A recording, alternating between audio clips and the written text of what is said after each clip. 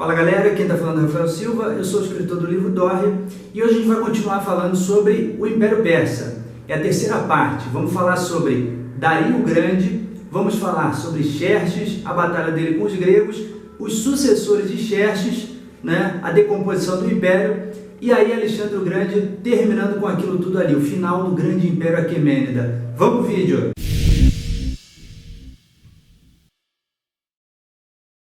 Vamos continuar nosso vídeo aqui então. Antes da gente falar de Dario o Grande, o que aconteceu aos filhos? A gente parou na parte 2, a gente parou em Ciro o Grande construtor do Império Aquemênida, Foi quem iniciou, quem deu o pontapé inicial. 550 começa o grande Império Aquemênida com Ciro. O que aconteceu? Os filhos dele, Bardia e Cambises, foram mortos por um usurpador, Então não tiveram tanta relevância histórica. Mas se você quiser saber um pouquinho deles, assiste ao nosso vídeo que a gente fez ali sobre a maior farsa de todos os tempos, a farsa mais antiga de todos os tempos. Aqui, esse vídeo aqui.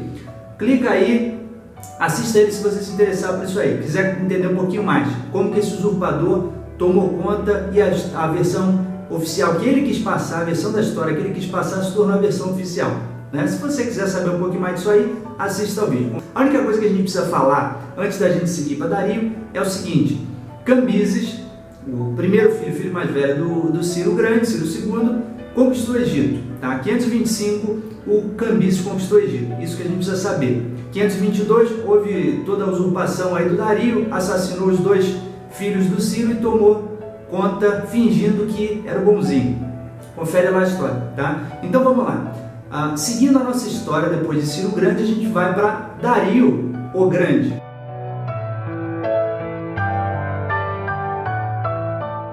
Dario assume então o Império Persa em 521 a.C., depois que usurpando, assassinando tanto o Bardia, tanto o Cambises, quanto depois o Bardia, contando histórias fantásticas nos dois casos, ele assume o trono da Pérsia. O que a gente tem para falar sobre Dario, vamos ser bem lacônicos aqui nesse vídeo, porque a gente tem muita coisa para falar, Então vamos dar só uma análise superficial. O que a gente tem para falar sobre o reinado de Dario, foi chamado posteriormente o Grande, eu coloquei aspas porque não foi um cara tão grande quanto Ciro o Grande, que dediquei um vídeo somente a ele, porque realmente foi um cara extraordinário. Dario não foi tão extraordinário, foi inteligentíssimo, mas por seus grandes vícios, seus grandes problemas, e sua falta de honestidade e integridade, a gente coloca ele como não tão grande quanto o Ciro o Grande, mas foi um cara inteligente. O que ele enfrentou no reinado dele? Primeira coisa, como ele era um usurpador, e grande parte do reino sabia disso, houve levante em todas as partes do império. Então a gente tem que admitir que o cara é extremamente inteligente, porque ele enfrentou todos esses problemas que surgiram no império dele, saiu de cabeça erguida, tinha um vasto império consolidado, extremamente consolidado. E uma grande herança que esse Dario legou para nós foi o quê? Foi mostrar que o império precisava ser coeso, precisava estar em sintonia, precisava estar sobre realmente o poder. Foi ele que colocou as grandes características que unificaram o império, isso a gente vai falar ali no final do vídeo, e deixou o império mais ou menos relativamente coeso, que depois Alexandre vai usar a mesma estrutura dele, depois o Império Romano vai usar a mesma estrutura de Alexandre o Grande. Então tudo começou com esse Império Persa, com a usurpação do Dario. O Dario precisava se colocar como o rei de fato, o rei de direito, porque ele não era. Então, ele colocou uma pressão muito grande para que todo aquele povo ficasse realmente submetido. Depois, os nossos outros grandes impérios seguirão esse modelo. E até hoje a gente vê os grandes impérios, hoje, principalmente o Império Americano, seguindo o mesmo modelo que começou lá na Pérsia com o usurpador Dario. Ok? Qual foi o grande problema que ele enfrentou? Levante por todo lado. Ninguém admitindo ele como rei, soube se virar nessa situação como ninguém. Como é que ele se virou? Ele foi um grande administrador, isso a gente precisa admitir. Soube enfrentar todos esses problemas aí que aconteceram ao redor do Império. Primeira coisa, ele soube se colocar como rei por direito. O rei da Pérsia, que era o Bardia, ele matou o irmão dele, Artafernes, Matou o rei. E ele disse que era um impostor, se colocou como ele, então, o rei verdadeiro. Ele tinha que dizer que ele era da linhagem real. Colocou-se como sendo descendente do Aquemênides, que era o primeiro grande rei daquela linhagem. Quer dizer, ele disse que estava dando continuidade ao Império Aquemênida. Ele se colocou como um descendente da família real, família que tinha direito ao trono. Segunda coisa, matou todos os parentes distantes que teriam alguma possibilidade de reivindicar o trono, matou todos. As mulheres, as parentes femininas de Ciro Grande, dos filhos de Ciro Grande, do Bardia, do Cambises, ele casou com todas, virou tudo esposa do Dario, incluindo as viúvas. As viúvas foram todas... Imagina, gente, pensa na Tossa, por exemplo, uma das filhas do Ciro, foi casada com os dois, com o Cambises, com o Bardia, e depois, que eram irmãos dela, e depois o Dario, que matou os dois, toma ela como esposa. Gente, imagina que situação terrível dessa mulher, ter que ser esposa de um cara que matou seus dois irmãos e maridos. Isso é uma coisa que não dá nem para imaginar, mas foi também esposa. O Dario casou com todas as parentes, todas que eram de sangue real viraram esposas do Dario. Então, quer dizer, era um cara que queria mesmo justificar que ele tinha direito àquele trono, que na verdade não teria, né? Que mais? Isso não aconteceu só na Pérsia, gente. Isso aconteceu por todas as regiões do Império. O Egito, que o Cambises tinha conquistado, o Dario vai lá e se coloca como faraó, como representante da divindade na terra. Então, no Egito ele era o faraó. Na Pérsia ele era descendente de Aquemenes, que cultuava a linhagem, o sangue real. Ele se colocava ali na média como descendente das tias, então tinha direito ao trono também. Na Babilônia, já havia um tempo, os reis da Babilônia não faziam os rituais que o povo babilônico estava acostumado. Por exemplo, havia um ritual muito importante do pessoal da Babilônia, que eles tinham que ir até um lugar onde se acreditava que era a criação do mundo, o rei devia ir até ali, se ajoelhar e deixar-se ser esbofeteado. Isso era um ritual que eles acreditavam que era importantíssimo, né? O rei tinha que ser muito humilde, fazer isso aí ano após ano. O Dario se deixou ser esbofeteado, passou por esse ritual para quê? Para mostrar que ele era o verdadeiro imperador de todos os cantos, que ele era o rei por direito daquela terra ali também da Babilônia. Então, quer dizer, esse cara soube muito bem respeitar cada povo em suas crenças e se colocando como o cumprimento de todas as profecias. Ele era o chamado rei dos reis. Ele era o rei de todos os cantos, de todos os lados por direito. Então, um grande ponto no reinado de Dario, o grande Dario I, é que ele procurou se justificar de todas as formas, a justificação, ok? E soube também ser cruel quando precisava, castigar todos os lugares que iam contra a presença dele. Inclusive ele colocou uma concepção teocrática de mundo. Até então não havia uma teocracia, não se defendia territórios politicamente pela divindade. Ele colocou uma batalha eterna entre a Ahura Mazda, que era a verdade, contra a Drauga, a mentira. E ele era o grande defensor da verdade. Se você fizesse alguma coisa contra o reinado dele, contra o império dele, você era um defensor da mentira, de Drauga, e por isso, e pelo bem do universo, você precisava ser exterminado, né? Então ele coloca uma concepção teocrática de mundo também, que é uma criação do Dario. Mas vamos falar sobre as características do Império Aquemênida daqui a pouquinho, tá? Não tem muito mais para falar do Dario. Em 490 a.C., o Dario avança contra a Grécia, ataca a Batalha de Maratona, ele tenta invadir a Grécia e é reprimido pelos atenienses, toma um pau na Grécia e tem que voltar para casa. Perdeu muito prestígio, o Império Persa perdeu muito prestígio com a Batalha de Maratona. Isso aí vai influenciar diretamente no reinado do nosso próximo camarada. Filho de Dario I, se levanta depois que o pai morre, Xerxes I.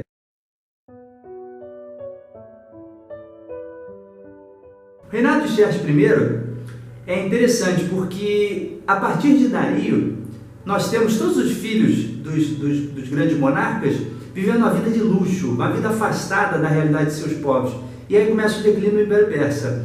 O Império tinha muitos povos dentro dele, muitos povos misturados, então eram muitas culturas, era muita coisa que os primeiros imperadores, Ciro Grande, o próprio Dario, souberam entender e participar disso.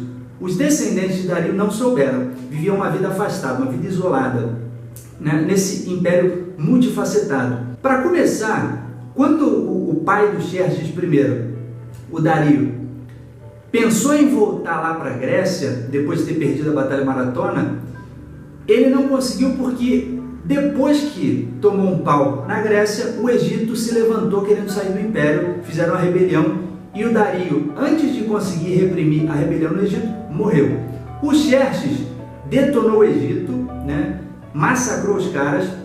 Conta-se que esse cara era bem maluco, né?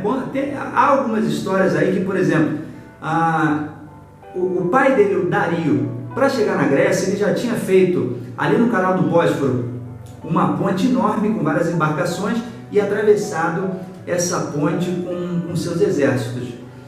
O Xerxes foi lá, não no Bósforo, mas no Dardanelos, colocou também várias embarcações e parece, conta a história aí, que o mar estava muito revolto, aquele canal, as águas estavam batendo demais ali e da primeira vez não deu certo, não conseguiram passar. O Xerxes mandou que se açoitasse, chicoteasse a água mesmo, né, pela desobediência dela. Perceba bem isso aí, o cara era tinha tão ideia de que ele era o grande rei, que até as águas, elementos naturais, deveriam obediência a ele. Então ele mandou que se açoitasse a água. Então quer dizer, esse cara era meio doido, era meio biruta, Xerxes era meio biruta. Coloca embarcações ali no canal do Helesponto para atravessar e ir lá massacrar os gregos. Em 490 a.C., o Dario perdeu para os gregos, né? Que era na verdade não era nem um país, eram cidades-estados que tinham uma língua em comum, a Grécia, né? Eu vou falar sobre a Grécia em um vídeo já, né? Mas sobre a Grécia tem muita coisa a se falar, né? Não vai ser em um simples vídeo que eu vou fazer, vamos ter que fazer aí uma série de vídeos. Mas era comparado ao tamanho, à extensão, poderio do Império Persa, a Grécia não era nada. E ainda assim, o Dario foi humilhado com seus exércitos na Grécia. Os gregos eram grandes estrategistas. Aquela humilhação, o Xerxes, filho do Dario, nunca tinha conseguido engolir. Preparou um grande exército para voltar lá e humilhar aqueles gregos, devolver aquilo que eles tinham feito contra ele.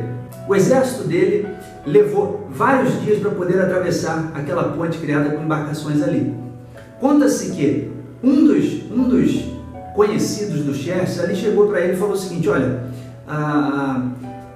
eu tenho tantos filhos meus que estão participando do seu exército, mas por favor, deixe que esse aqui é o menor deles, esse aqui é o que cuida da casa, deixe que ele não participe da guerra, libera ele. O que o Xerxes fez? Mandou cortar esse menino ao meio, jogou um para cada lado daquela ponte de embarcações que ele fez ali, e todo o exército passou entre o menino que foi cortado ao meio. Gente, olha isso, o cara era maluco mesmo, né?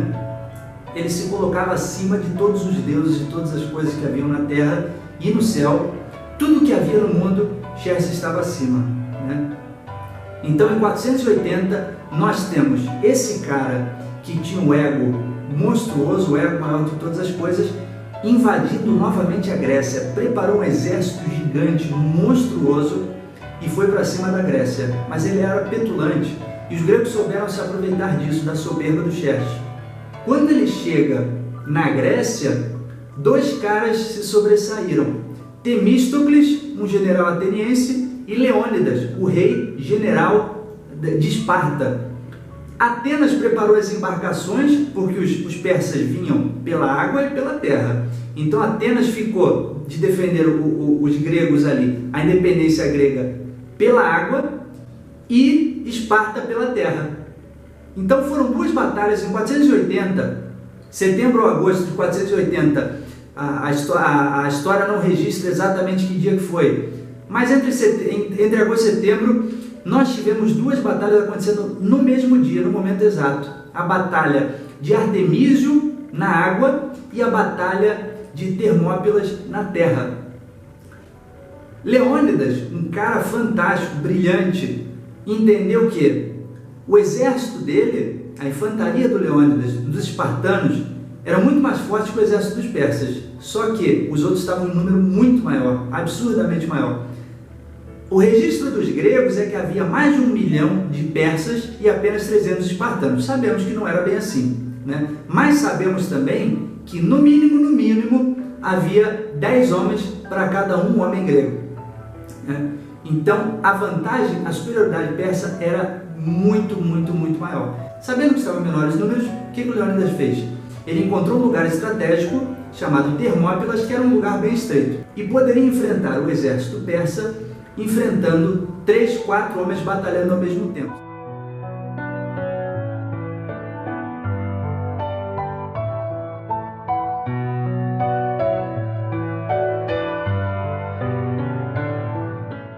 Depois de Xerxes, que foi assassinado, nós temos o filho dele, Artaxerxes. Artaxerxes teve um reinado pacato de 41 anos. Depois que ele morre, o filho dele, Xerxes II, é assassinado, 45 dias mais ou menos de reinado, é assassinado. E se levanta um bastardo, o filho de uma concubina, que era Dario II. Depois disso nós temos uma série de puxadas de tapete, traição, facada, veneno, até que, em 336, nós temos um camarada, Dario III, que era bisneto do Dario II, que era esse bastardo, se colocando como rei da Pérsia. Nisso aí, gente, 336, se levanta o Dario III e começa a campanha de Alexandre o Grande, invadindo e conquistando os territórios persas. Quando Alexandre o Grande chega, o império já está detonado, já está desestruturado, já está sem coesão nenhuma, não há entendimento. Ele devasta aquela região toda, domina tudo e passa para a história como Alexandre o Grande, sem ter tido todo o merecimento. Claro que foi um grande gênio militar, mas quando ele chega, a situação estava propícia para qualquer grande conquistador tomar conta, né? Perseguiu Dario III até os confins do império, ganhava em batalhas, Dario III fugia, ganhava outra batalha, Dario III fugia, até que um dos sátrapas do império, um dos governantes locais, assassina o Dario III no meio dessa fuga para tentar tomar o lugar dele. Era o sátrapa chamado Besso. Ele tenta tomar o lugar. Alexandre descobre o usurpador ali e o pune. Manda matar, né, como punição aquela atitude dele. E aí termina o Império Aquemênida. 330 acaba o Império Aquemênida. E aí começa o reinado de Alexandre o Grande, que durou também, foi uma coisa muito passageira, né? O que foi o Império de Alexandre o Grande. Se esfacelou em muito pouco tempo. Acabou o Império Aquemênida. Gente, terminamos de falar dos persas, vamos só colocar algumas características. Primeiro, características desse Império Aquemênida. Primeira característica, um poder central muito forte, principalmente depois de Dario I. O que Dario coloca? Uma grande rede de estradas ligando esse império monstruoso todo para que as mensagens chegassem muito rápido em qualquer canto do império. Então ele tinha mensagens chegando aí muito mais rápido do que chegariam para inimigos, para opositores, ou qualquer rebelião, qualquer revolta. Dario sempre estava à parte e os outros que vieram ali suceder. Tínhamos também o aramaico como língua oficial. O aramaico era a língua que ligava o Império Persa, por isso teve uma importância tão grande até os tempos, até na Bíblia você pode ver a grande importância do aramaico. Tudo veio dessa institucionalização do aramaico como língua oficial de administração do Império Persa. Com uma língua é muito mais fácil você dominar um povo, é óbvio, do que cada um falando uma língua diferente. Então isso ele também fez. Dario também verte o persa para a sua escrita, para a versão escrita, né, pela primeira vez na história. Ele passa a história dele como oficial, por quê? Porque ele deixa registros escritos. Antes dele, os outros reis não deixaram registros escritos e por isso que a versão dele passou com a versão oficial. Outra característica do Império Persa, um exército muito poderoso, muito forte. Se exigia, além dos tributos das regiões, homens para o exército persa quando precisava, quando em necessidade de guerras. Então era um império muito forte. Classes do Império Persa.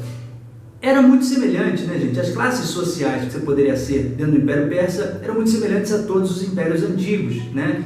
No topo da sociedade, a gente tinha um soberano único, reinava sozinho, era poderosíssimo, um monarca absoluto. Temos isso aí até a Revolução Francesa, muitos impérios de estrutura de governo parecida, soberano absoluto e a sua família, acima de todos os outros. Depois disso nós temos a nobreza, famílias importantes. Abaixo da nobreza nós temos os chamados magos, né? A tribo dos magi, que até a nossa palavra hoje para mago vem disso, mágicos, eram grandes sabedores, eram os sacerdotes, né? A gente também tinha sempre, em todos os impérios antigos, a grande importância do sacerdote. Esses eram os magos. Os imperadores nunca faziam nada sem consultá-los antes, eram homens muito sábios, além de terem contato com o sobrenatural também. Depois disso nós temos agricultores livres, camponeses, pessoas normais, né, que não eram de nobreza nenhuma, e abaixo deles os escravos. Temos os escravos. E isso é o essencial que nós tínhamos. Também tínhamos banqueiros, também tínhamos comerciantes, mas eram casos à parte. O normal dentro da sociedade persa, as classes sociais que nós tínhamos eram essas aí. O direito era também olho por olho. Fez, pagou. Cortou o braço de alguém, perde o seu braço. Matou alguém, é morto. Violou alguém, é morto. Não havia conversa. Fez errado, pagava pelo seu erro. Era um império de poder, de julgamento na hora. Vamos passar agora, gente, para o que fez esse tão grandioso império ruir. Características do desmoronamento, do declínio do Império Aquemênida. Vamos lá. Primeira característica da queda do Império, declínio do Império. Vida luxuosa dos imperadores depois de Dario I. Como eu falei, era um império muito grande, com muitos súditos, com muitas línguas dentro de si, claro que era a língua de administração, a língua oficial, mas era um império multifacetado, muitas culturas ali dentro. Os imperadores, até Dario I, souberam, incluindo o Império Medo, antes do Império Persa, souberam administrar bem isso. Depois de Dario I, os reis se achavam tão superiores a todas as outras áreas, todos os outros povos, que eles se afastaram dos problemas do Império. Deixaram muito poder na mão de outras pessoas e, por isso, se afastaram dos problemas magnos do Império e o poder central foi diminuindo, graças à vida luxuosa que esses caras levavam. Então, além disso, como resultado do isolamento, nós temos um enfraquecimento do poder central. Poder central enfraquecido, o que suscitava isso aí? Um terceiro problema, reações nacionalistas. Os povos tentavam se libertar do jugo daquele grande império.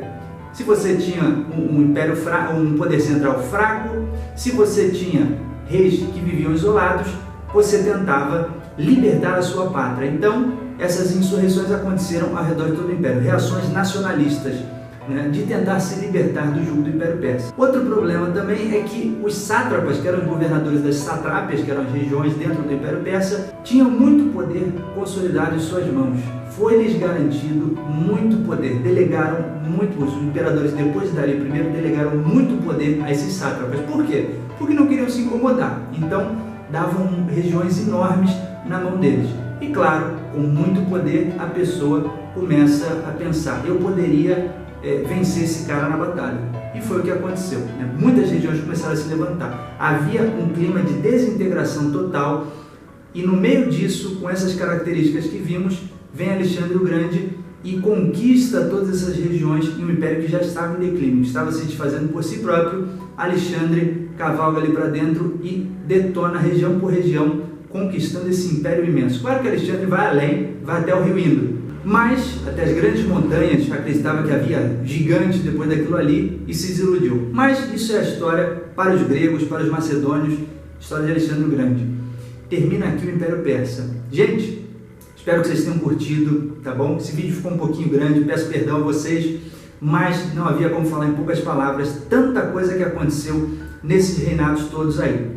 Tá certo, gente? Um grande abraço para vocês, peço ajuda, curtam o vídeo, compartilhem, tá? Se inscrevam no canal, que é muito importante, deixem suas opiniões aí no comentário, o que você gostaria de saber um pouquinho mais, o que você teria interesse de ouvir, sobre qual império você gostaria de ouvir. Estou me preparando para fazer um vídeo sobre os hebreus, esse vai ser muito interessante, contar a história dos hebreus desde o início. Claro que não vamos chegar até Israel, vamos falar só de impérios antigos por enquanto, mas estamos preparando esse vídeo aí, então se prepare que daqui a pouco vai vir, ok, gente? Um grande abraço para vocês, gente, tudo de bom, valeu!